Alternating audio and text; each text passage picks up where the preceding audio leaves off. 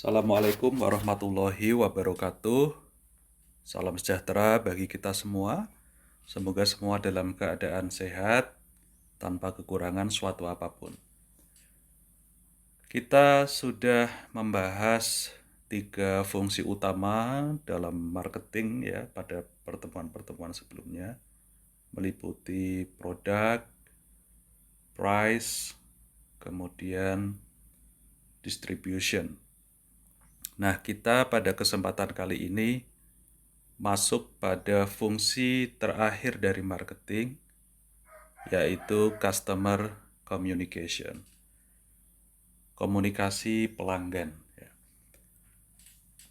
Ini juga fungsi yang krusial di dalam marketing, karena sebaik apapun produknya, semenarik apapun harganya, seefektif apapun channel distribusi yang sudah didesain, tanpa sebuah komunikasi yang efektif mengenai produk tersebut, tentu pelanggan tidak akan tahu apa produk itu, gitu kan. Tidak akan tahu apa yang menarik dari produk itu, sehingga tentu tidak akan tertarik untuk membeli produk itu.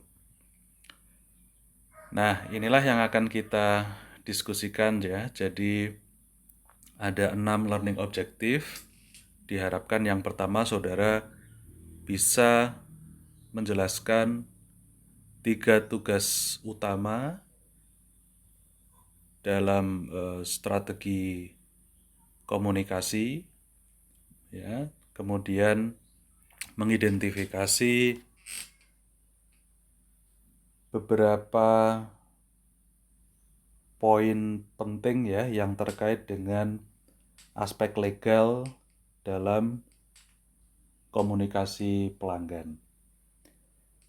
Yang kedua, diharapkan saudara bisa mengidentifikasi jenis-jenis utama dalam advertising, kemudian mengidentifikasi juga apa saja advertising appeals, lalu kemudian apa media-media advertising, media-media iklan yang paling penting dan banyak digunakan. Yang ketiga, saudara diharapkan bisa menjelaskan direct marketing ya. Kemudian mengidentifikasi bentuk-bentuk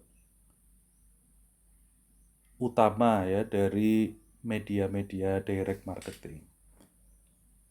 Kemudian yang keempat, diharapkan saudara bisa menjelaskan personal selling ya, kemudian termasuk di dalamnya nanti consultative selling ya. Lalu yang kelima, saudara diharapkan bisa menjelaskan sales promotion, promosi penjualan, dan mengidentifikasi jenis-jenis promosi yang sifatnya yang ditujukan untuk pelanggan maupun trade gitu ya.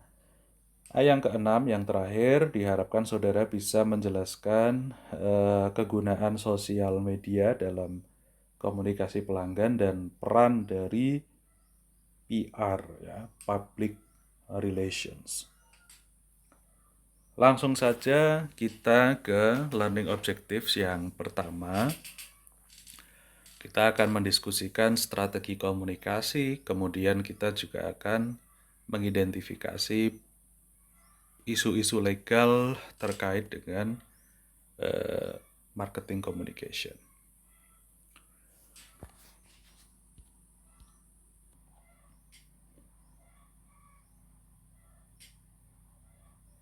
Jadi customer communication ini baru berkembang dalam beberapa waktu belakangan ini ya, dalam beberapa dekade belakangan ini. Sebelumnya yang lebih dikenal di dalam marketing itu adalah promosi ya. Jadi fungsi keempat itu yang dulu lebih dikenal itu adalah promosi ketimbang komunikasi. Ya, komunikasi itu baru dikenal belakangan ini. Nah, metode atau pendekatan promosi yang dulu, yang konvensional, atau di sini di slide ini diistilahkan dengan conventional promotion, ini dalam tanda kutip lebih kepada kami yang berbicara, Anda cukup mendengarkan saja. Dalam tanda kutip seperti itu. Jadi marketing yang berbicara, pelanggan cukup mendengarkan saja. Jadi conventional promotion atau promosi konvensional ya itu sifatnya lebih satu arah ya. Jadi bagian marketing menyampaikan publikasi, menyampaikan informasi mengenai produk yang dijual, kemudian disebarkan kepada pelanggan dan itu hanya satu arah gitu ya.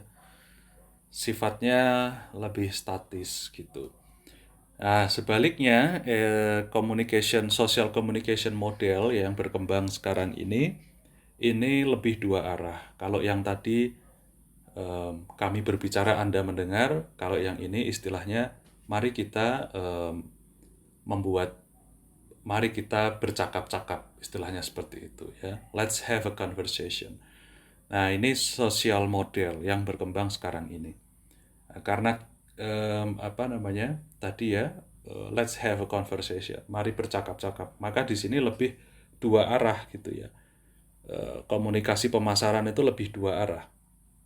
Jadi marketing bisa menyampaikan informasi, kemudian pelanggan bisa memberikan feedback dan feedback ini direspon oleh marketing. Ya, ada diskusi ya, kemudian terkadang bahkan one by one gitu ya, satu-satu dihadapi begitu, kemudian karena tadi ya ada informasi yang dua arah itu frekuensi pesannya itu lebih tinggi intensitasnya, lebih dinamis juga begitu. Nah, ini pergeseran paradigma di dalam fungsi keempat dalam pemasaran ya, dari conventional promotion ke social communication model. Nah, di era sekarang ini di mana komunikasi antara marketing ya antara perusahaan dengan pelanggan ini semakin interaktif, semakin intens ya. Ada setidaknya 3 strategi yang kita atau para praktisi di bidang pemasaran itu bisa bisa perhatikan ya. Yang pertama harus menentukan tujuan komunikasinya secara jelas ya. Bisa mulai dari yang pertama adalah generating awareness ya, membangun kesadaran. Nah, apakah tujuan komunikasinya itu untuk membangun kesadaran ya atau yang selanjutnya? Kalau membangun kesadaran berarti ya model komunikasinya sifatnya pengenalan ya kan, mengenalkan bahwa ini loh kami tuh memproduksi produk ini loh ya. Nah, supaya apa? Supaya konsumen tahu bahwa ada produk A begitu kan. Karena ini sangat mendasar ya, karena akan sangat kecil kemungkinannya konsumen itu membeli sebuah produk tanpa dia tahu produk itu ada kan gitu. Nah, makanya ini yang pertama ini sangat penting. Terus kemudian yang kedua adalah menyediakan informasi, providing information and creating positive emotional connection. Jadi tujuan yang kedua dari komunikasi pemasaran adalah menyediakan informasi dan membuat hubungan emosional yang positif. Kemudian yang ketiga adalah membangun preferensi. Jadi setelah konsumen itu tahu ada produk A, kemudian disediakan informasi, kemudian membangun emosi yang positif ya. Langkah selanjutnya adalah gimana caranya konsumen itu kemudian lebih memilih produk, berpikir untuk lebih memilih produk kita dibanding produk lain yang sejenis gitu. Ini yang dimaksud dengan building preference. Terus yang keempat adalah menstimulasi aksi. Jadi ketika sudah timbul preferensi, wah kayaknya produk A ini lebih bagus dibanding produk yang lain. Nah, itu tinggal distimulasi untuk betul-betul membeli produk kita gitu. Itulah yang dimaksud dengan stimulating action. Nah, yang kelima adalah reminding past customers.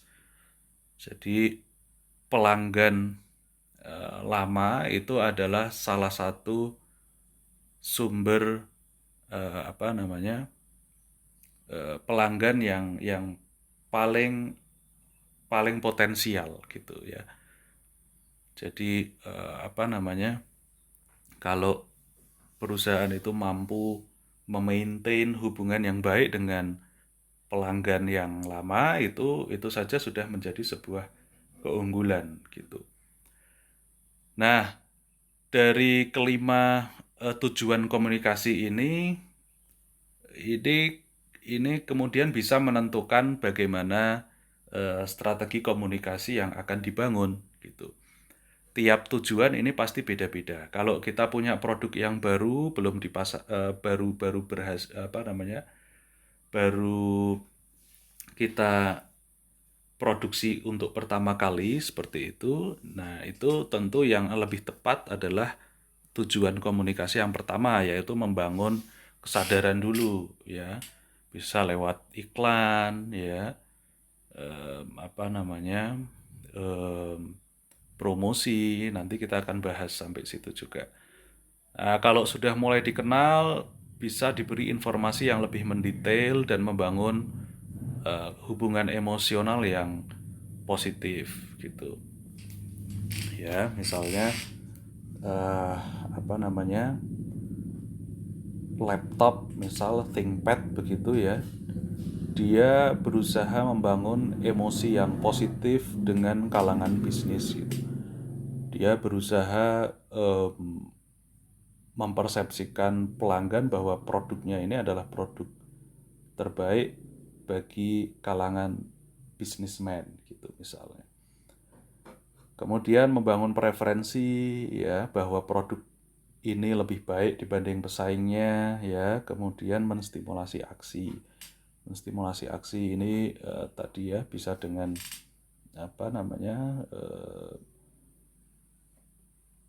dengan diskon misalnya ya, atau dengan nanti kita akan bahas sampai sana. Nah, kalau sudah punya pelanggan ya, maka tujuan komunikasi selanjutnya adalah tadi ya, menjaga hubungan dengan pelanggan lama dan berusaha mengingatkan bahwa ini loh, produk A ini masih ada sekarang ya. Atau mungkin ini loh, produk A ini sekarang sudah diperbarui misalnya seperti itu. Nah, inilah yang kemudian perlu ditindaklanjuti dengan langkah atau strategi yang kedua ya, yaitu membuat compelling message ya untuk mencapai tujuan-tujuan tadi. Jadi tujuan-tujuan tadi jadi pesan yang kita bangun ya, pesan pemasaran yang kita bangun itu harus disesuaikan dengan tujuan-tujuan tadi. Nah, terus yang ketiga adalah memilih media yang efektif ya untuk engage ya dengan audiens yang kita sasar ya. Bisa pakai push strategy, bisa pakai pull strategy, atau integrated marketing communication. Push strategy itu maksudnya dengan mendorong supply ya. Jadi kita perbanyak supply produk kita itu ke channel-channel distribusi kita. Semakin banyak channel ini dengan memotivasi tadi ya channel-channel tadi, maka permintaan akan meningkat gitu.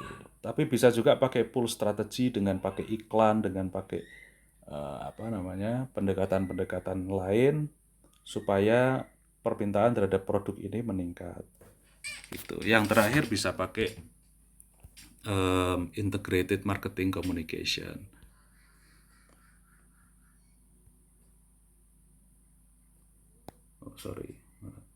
Ya, integrated marketing communication ini maksudnya jadi mengintegrasikan dan mengkoordinasikan usaha-usaha promosi dan komunikasi yang tujuannya adalah untuk memastikan efisiensi dan efektivitas dari komunikasi marketing. Jadi bisa menggunakan perpaduan beberapa promosi dan strategi promosi dan komunikasi. Nah, ini selanjutnya masih di learning objektif yang pertama, kita akan bahas mengenai aspek-aspek legal dan etis ya dari komunikasi. Ini sebenarnya adalah hukum yang berlaku di Amerika, cuma saya pikir ini juga nilai-nilai ini berlaku juga secara universal, saya pikir. Jadi yang pertama, bahwa marketing dan sales, pesan pemasaran, pesan penjualan itu mesti betul dan tidak menipu, ya ini jelas. Terus kemudian yang kedua adalah you must back up your claims with evidence. Jadi setiap klaim-klaim dari perusahaan bahwa produk ini bisa memutihkan gigi, bahwa produk ini bisa memutihkan kulit, itu harus didukung dengan bukti ya gitu. Terus kemudian bait and switch advertising is illegal. Jadi menawarkan sebuah produk kepada seorang pelanggan, tapi ternyata ketika pelanggan itu mau membeli, ini kemudian ditinggal gitu, di PHP-in, ini juga dilarang. Seringkali ini terjadi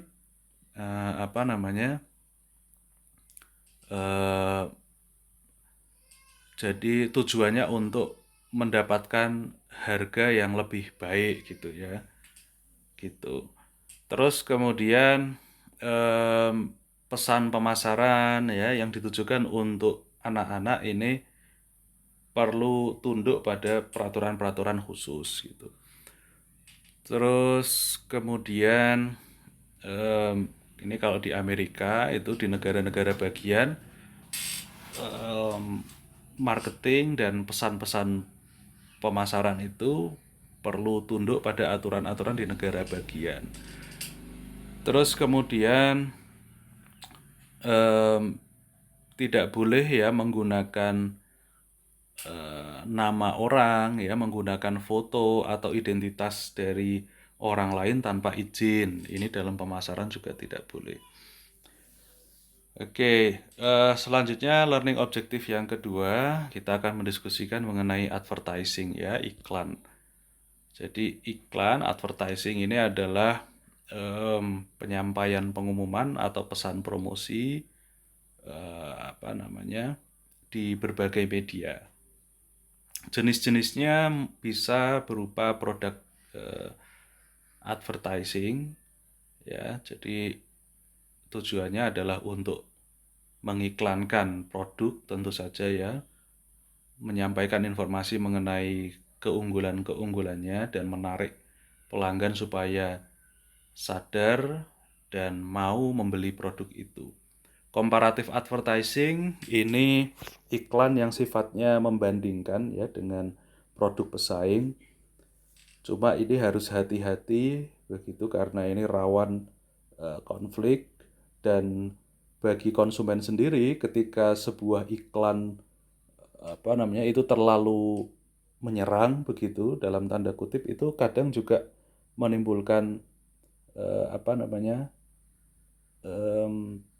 justru konsumen tidak simpati begitu. Nah, yang ketiga adalah institutional advertising. Jadi ini yang tujuannya adalah mengiklankan bukan produknya tapi perusahaannya gitu. Ya, seringkali ini dilakukan untuk mengesankan bahwa secara umum perusahaannya ini menjunjung nilai-nilai tertentu gitu misalnya. Ya, misalnya seperti eh, Sido Muncul misalnya ya, dia seringkali iklannya itu tidak spesifik mengiklankan produknya, tapi lebih kepada menampilkan apa keanekaragaman apa namanya hayati misal di Indonesia begitu. Atau misalnya Mas Pion misalnya, dia kadang tidak spesifik mengiklankan pipa sebagai produknya, tapi mendeklar dirinya sebagai bukan mendeklar dirinya ya, tapi dia selalu mempromosikan untuk mencintai produk-produk dalam negeri, katakanlah seperti itu. Itu adalah bentuk-bentuk institutional advertising. Yang keempat adalah advocacy advertising. Ini adalah iklan yang ditujukan untuk apa namanya menunjukkan perhatian perusahaan terhadap isu-isu tertentu itu ya. Bisa itu isu budaya, bisa itu isu apa namanya kemanusiaan ya, misal ada bencana ya, terus kemudian perusahaan membuat iklan yang merespon bencana tersebut, menunjukkan keprihatinannya, menunjukkan kepeduliannya, itu advocacy advertising. Kemudian national advertising ini iklan di level nasional, local advertising ini di level lokal, cooperative advertising ini iklan yang dibuat oleh perusahaan skala nasional tapi dengan konten lokal begitu ya, bekerja sama. Nah, yang selanjutnya adalah advertising appeal ya. Jadi ketika membuat iklan itu tidak cukup kita hanya mengetahui jenis-jenisnya, tapi kita perlu mengetahui advertising appeal ini. Jadi advertising appeal itu adalah taktik ya, taktik yang kreatif yang didesain untuk mendapatkan perhatian dari pelanggan ya, dari audiens dan mempromosikan apa namanya preferensi dari produk itu gitu. Ya, ada beberapa appeals yang bisa digunakan. Yang pertama adalah logic. Ya, appeals itu kan sebenarnya kalau diterjemahkan menarik ya. Jadi apa yang menarik dari iklan itu? Dari sisi apa gitu ya? Yang pertama dari sisi logic ya. Kita bisa membuat iklan itu menarik dengan menciptakan logic dari iklan itu, dari produk kita. Ya. Misalnya bisa dengan bukti tadi, bisa dengan evidence. Berdasarkan penelitian apa namanya pasta gigi ini bisa memutihkan gigi dalam berapa bulan misalnya. Nah itu kemudian ini bisa membangun logika ya, membangun ketertarikan terhadap produk tersebut berdasarkan logika. Oh apa namanya ini dengan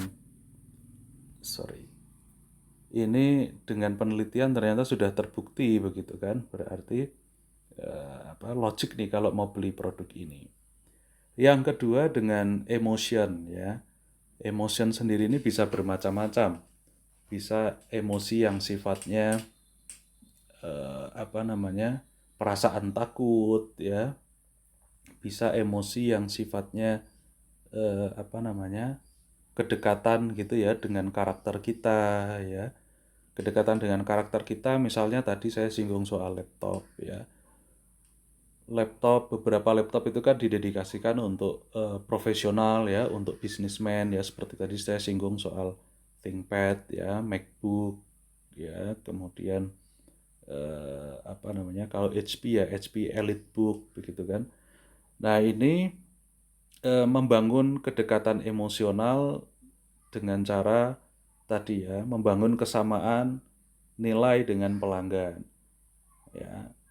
Nah, tentu tujuannya iklan-iklan apa namanya, ThinkPad ya, MacBook itu ditujukan bagi orang-orang yang punya kesamaan nilai tadi sebagai profesional, sebagai businessman gitu ya.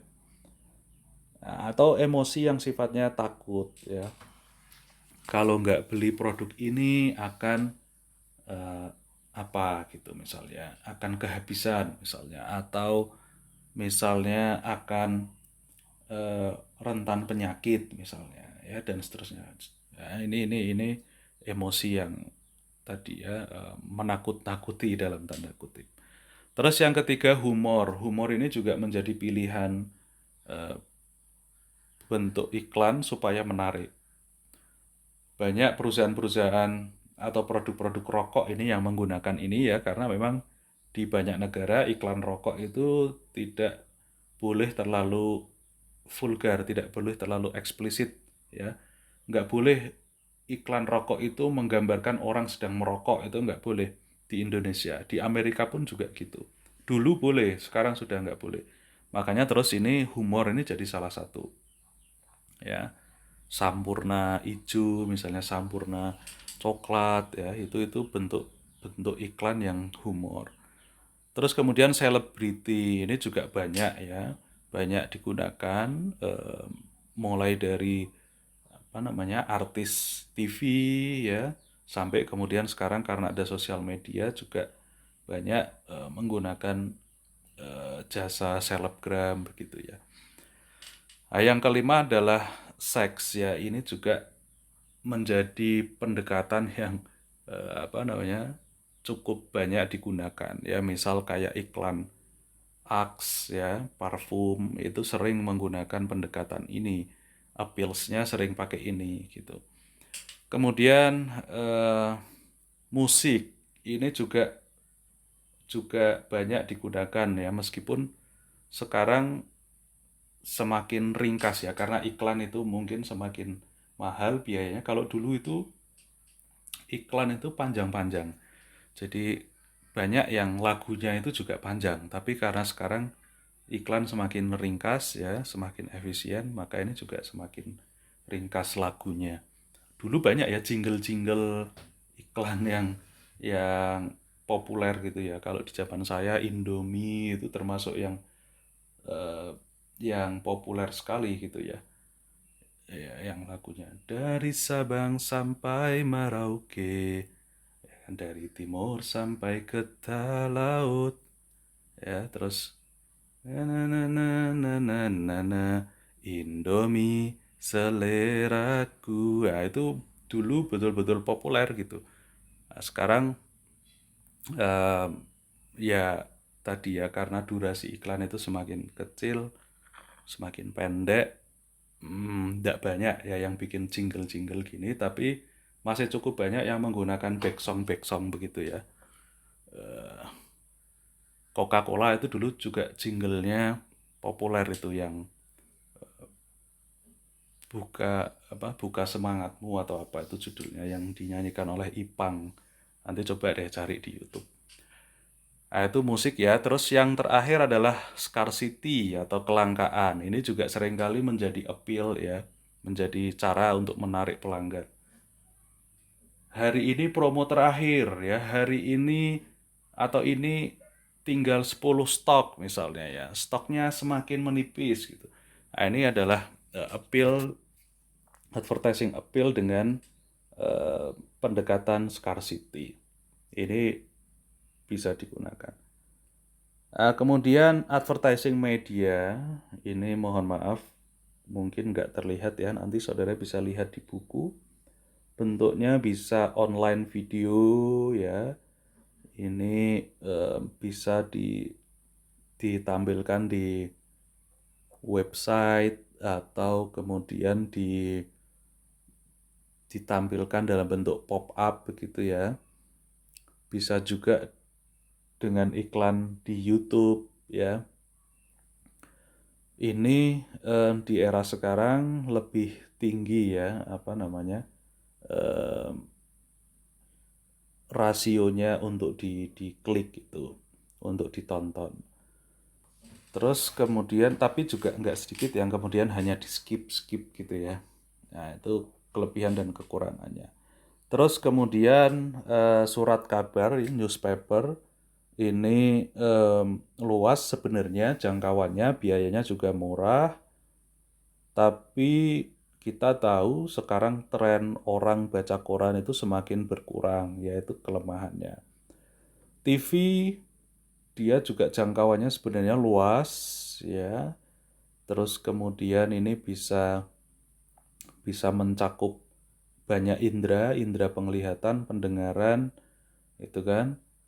Nah, terus kemudian ini bisa bisa mendapatkan perhatian juga sebenarnya dengan mudah. Tapi kelemahannya sekarang TV juga mulai ditinggalkan gitu ya. Terus kemudian radio, radio ini biayanya rendah. TV tadi salah satu kelemahannya adalah biayanya tinggi ya. Makanya tadi semakin semakin ringkas iklan-iklan di TV sekarang itu. Terus kemudian radio, radio keunggulannya dia biayanya rendah ya. Dia bisa karena rendah itu bisa panjang durasinya, tapi jangkauannya terbatas ya. Orang sekarang dengar radio itu hanya di mobil. Tapi kalau di Jakarta, di kota-kota yang macet, radio bisa jadi efektif karena orang di mobil di Jakarta itu bisa habis waktu berjam-jam. Nah, eh, apa namanya? Terus kemudian majalah, majalah saya pikir sama seperti koran ya. Product placement ini masih digunakan, masih cukup populer. Penempatan produk ini biasanya memajang sebuah produk di sebuah acara, misalnya talk show ya. Nah, sekarang talk show di TV ini sedikit tergantikan misal dengan podcast di YouTube misalnya ya. Nah, ini product placement sekarang juga banyak dilakukan di podcast-podcast YouTube gitu. Terus kemudian ada fixed web, ada mobile web ya.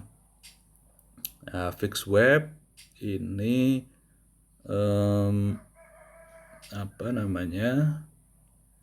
Ya di website seperti itu ya. Mobile web ini eh, ya sama sebenarnya basisnya website, tapi di apa namanya, dimodifikasi sehingga ketika dibuka lewat smartphone itu bisa bisa terlihat dengan enak. Nah, ini beberapa media ya. Oke, kita lanjut ke learning objektif yang ketiga terkait direct marketing ya. Jadi prinsipnya direct marketing ini berbeda dengan advertising, dengan iklan ya. Kalau direct marketing ini ada komunikasi langsung dengan pelanggan potensial ya. Nah, ini seringkali juga disebut sebagai database marketing. Jadi yang berkembang itu sekarang direct marketing itu tujuannya adalah untuk menggali data mengenai pelanggan ya, usia, pendapatan, preferensi produk yang dibeli ya, kemudian pekerjaan. Nah, data ini yang kemudian bisa sangat bermanfaat bagi perusahaan dalam menentukan strategi pemasaran terhadap segmen-segmen tadi gitu. Media-medianya mulai dari surat ya, meskipun ini sudah semakin jarang. Email ini ya relatif masih digunakan meskipun tidak begitu masif ya. Terus search engine marketing ini yang berkembang. Jadi ketika tadi sudah mendapatkan database tadi, pelanggan ini belinya apa, demografinya seperti apa, preferensi produk tadi ya, produk yang dibeli apa, usianya berapa. Nah, ini ketika sudah dapat informasi ini, dengan search engine marketing ini, perusahaan bisa mengirimkan atau mengiklankan produk kepada pelanggan-pelanggan yang ada di database-nya itu, mengiklankan produk-produk yang terkait atau produk yang sejenis dengan yang dicari dalam beberapa waktu belakangan gitu. Misal kalau saudara lagi nyari HP ya, entah itu di online marketplace atau di Google, seringkali nanti saudara ketika buka YouTube, ketika buka berita ya, berita online, itu saudara akan dapat iklan pop up begitu ya, yang menawarkan produk-produk sejenis dengan yang saudara cari atau produk-produk pelengkap dari yang saudara cari. Nah, ini search engine marketing. Kemudian ada direct response online. Ini ya seperti customer service ya, hotline dari e-commerce itu ya. Seringkali saudara sekarang bisa ya berkomunikasi dengan CS dari produk-produk yang saudara beli itu secara online ya, bisa dilingkan dengan WhatsApp ya, atau email, atau lewat kolom komentar begitu ya.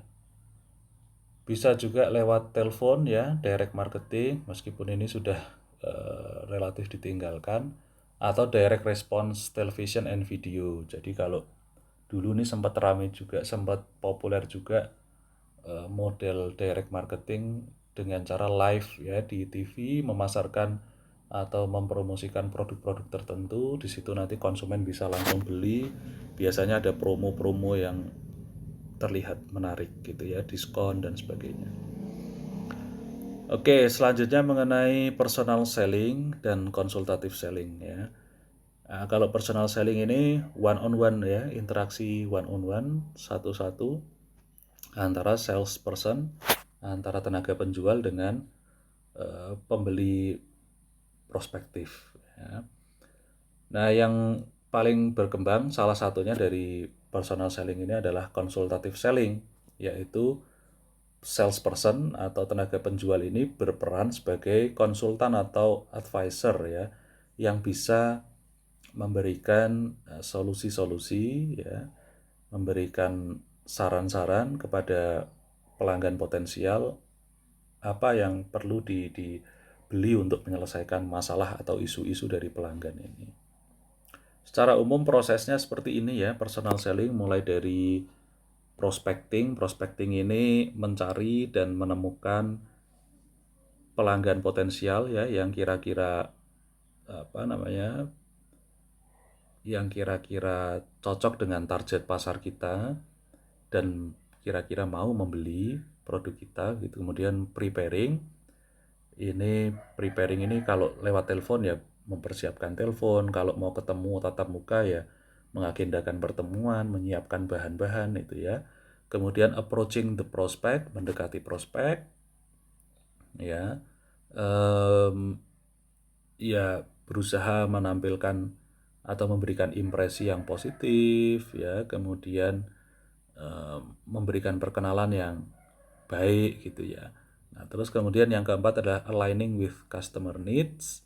Jadi mendengarkan permasalahannya apa, kebutuhannya apa, ya. Kemudian mempropose atau memberikan solusi atau menawarkan produk yang bisa menyelesaikan masalah itu. Nah, kemudian handling objections, ya,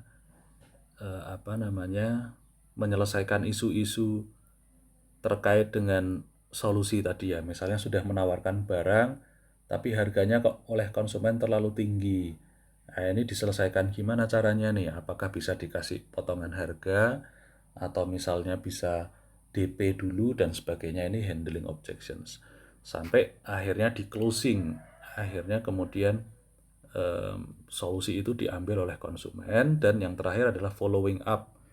Jadi setelah konsumen beli, inilah keunggulan personal selling ya, karena tadi one by one tadi interaksinya ini bisa di follow up dengan baik. Jadi setelah membeli produk kita itu kemudian dievaluasi gimana produknya, sudah cocok belum, manfaatnya sudah mulai dirasakan belum, dan seterusnya dan seterusnya. Mau beli lagi enggak gitu ya.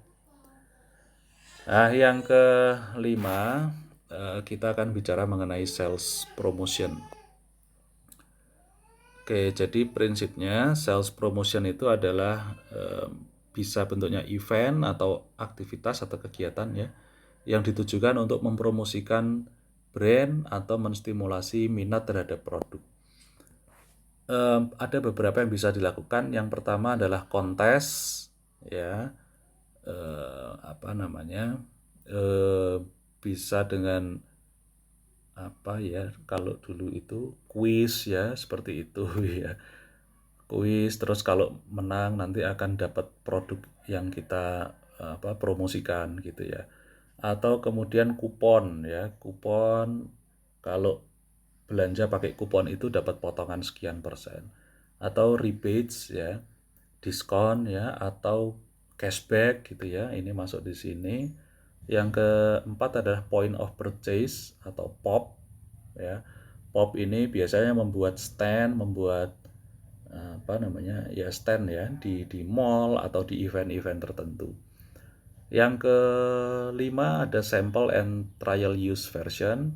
Ini bisa menjadi strategi promosi. Seringkali mungkin saudara kalau belanja ke apa namanya supermarket seperti itu, saudara akan bertemu dengan salesperson yang menjual minuman, biasanya minuman, kopi, susu, atau minuman yang lain, saudara bisa nyicipi gratis gitu. Nah, ini adalah salah satu strategi. Atau trial use version, saudara bisa nyoba dulu mobil, biasanya pakai ini.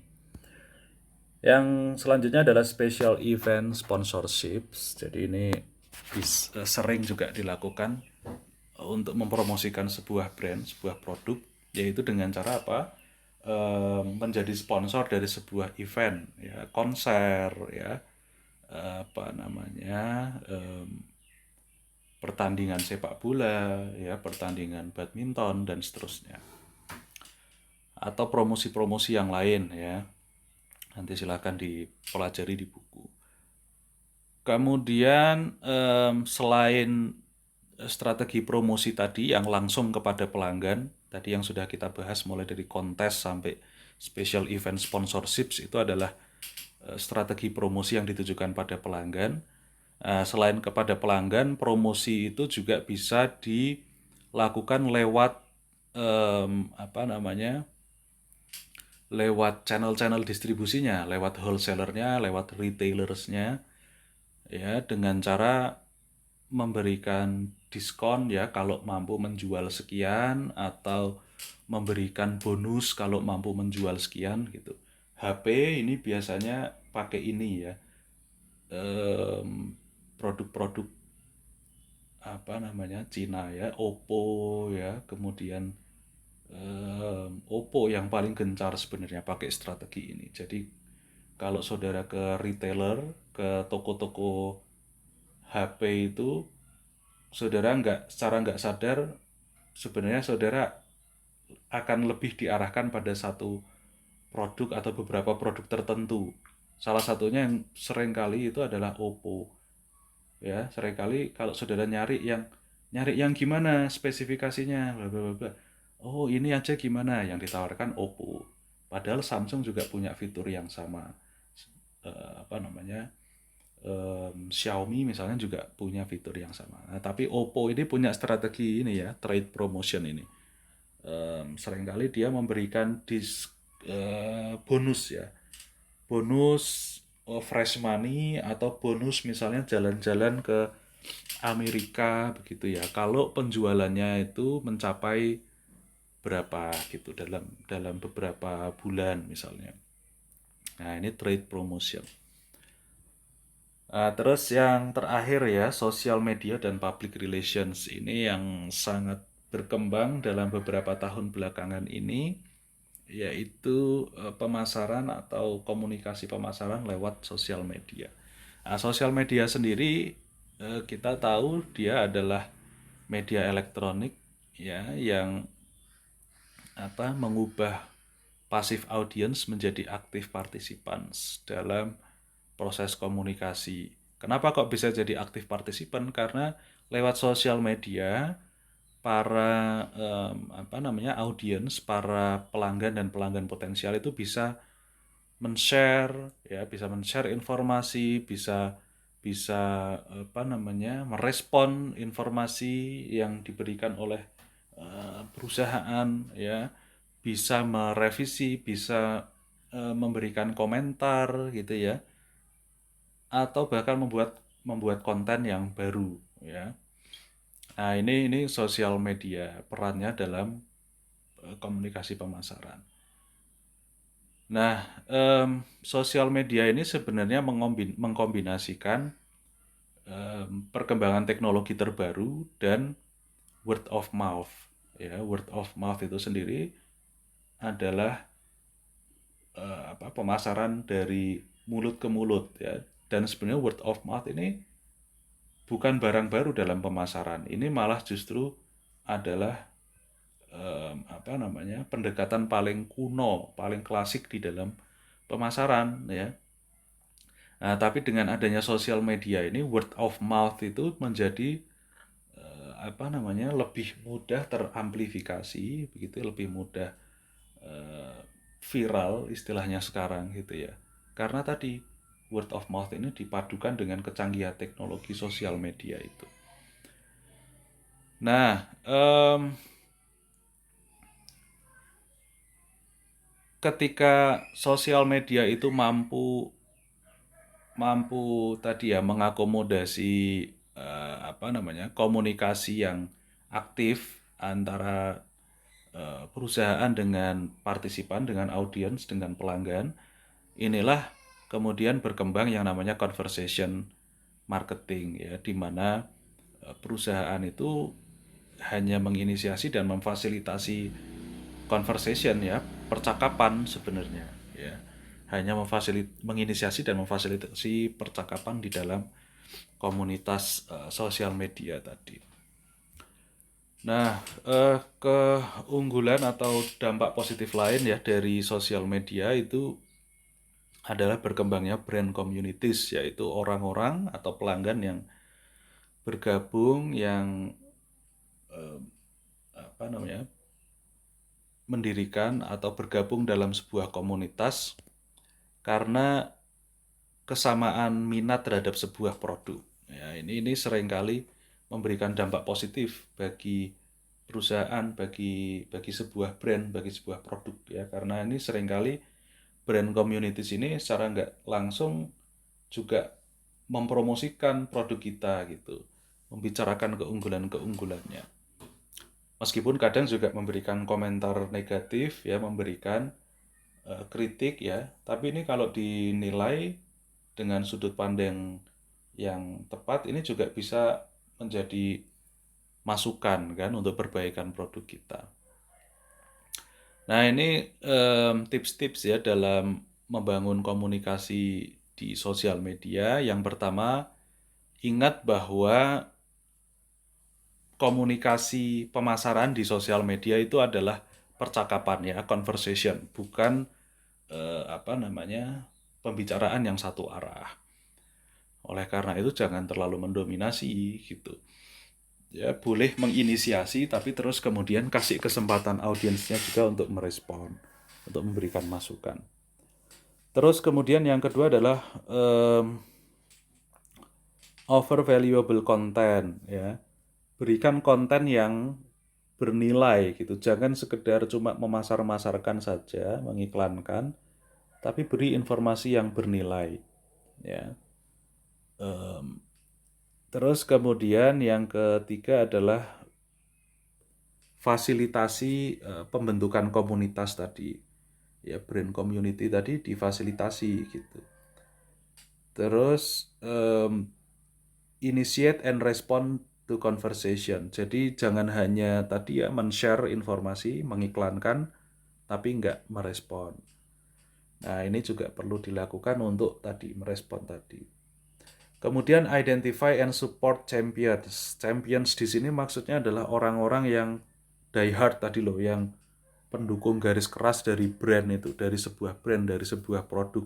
Nah, ini orang-orang seperti ini nih yang harus diidentifikasi, ditemukan dan didukung gitu. Ya. Terus kemudian batasi promosi konvensional pada waktu yang tepat dan eh, tempat yang tepat. Jadi boleh ya tetap ya di dalam media sosial, dalam pemasaran media sosial itu sebuah perusahaan mempromosikan produknya secara eksplisit, tapi harus cari waktu dan tempat yang tepat. Nah, selanjutnya yang juga menarik adalah terkait public relations. Jadi public relations ini berperan memberikan informasi yang terkait dengan non-sales communication, ya, komunikasi yang tidak berkaitan dengan penjualan. Ini penting untuk menjalin hubungan yang baik dengan stakeholder dari sebuah produk atau sebuah perusahaan. Nah, biasanya public relations ini informasinya atau komunikasinya disampaikan lewat berita ya, lewat koran, lewat majalah, radio, TV gitu ya. Bisa dengan press release ya. Press release itu perusahaan membuat berita tertulis ya, yang kemudian ini diserahkan kepada media-media berita tadi. Atau kalau ingin menjangkau secara lebih interaktif dan lebih luas bisa pakai press conference ya, konferensi pers ya. Oke, itu public relations. Ya, saya pikir cukup sampai di sini materi chapter 16 ini ya, mengenai marketing communication. Ini juga mengakhiri pembicaraan kita atau diskusi kita mengenai manajemen pemasaran ya di dalam mata kuliah ini. Selanjutnya kita akan diskusikan mengenai manajemen keuangan. Saya pikir cukup untuk materi kali ini. Terima kasih banyak atas perhatiannya. Semoga bermanfaat. Kurang lebihnya mohon maaf. Wassalamualaikum warahmatullahi wabarakatuh. Salam sehat selalu.